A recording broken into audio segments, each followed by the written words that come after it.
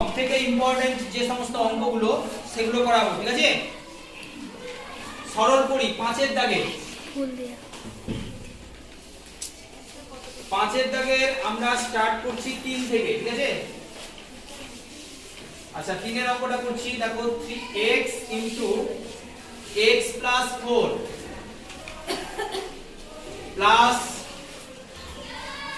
2x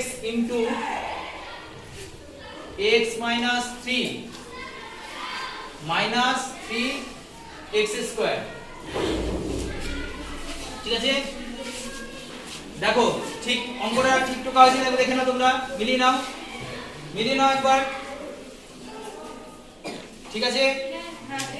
বেশ, তাহলে সমান চিহ্ন দাও, x এর সঙ্গে x এর গুণ হবে, তাহলে কি হবে x এর স্কয়ার, মানে x1 আর x1 কি হয় x2 হয়ে যায়।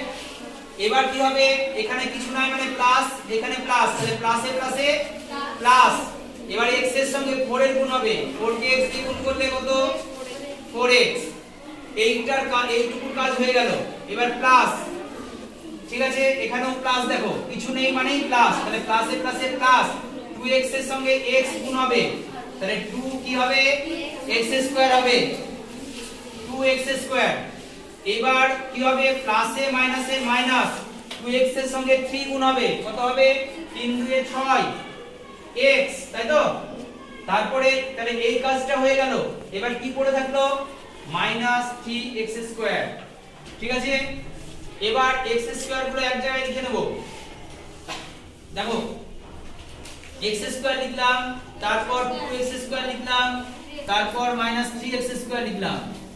এরপর আমরা x গুলো লিখে নেব, +4x -6x, আর কিছু আছে সংখ্যা তো নেই, এগুলোই তো নাকি 1 2 3 4 5, 1 2 3 4 5, তাহলে এটা কত হচ্ছে, দেখো 3x স্কয়ার, 2x স্কয়ার আর x স্কয়ার যোগ করলে কত 3x square -3x square plus, দেখো এখানে মাইনাসটা বড়, তাহলে আমরা এখানে মাইনাস হবে, 6x থেকে 4x বাদ দিলে কত হয় 2x, ঠিক আছে?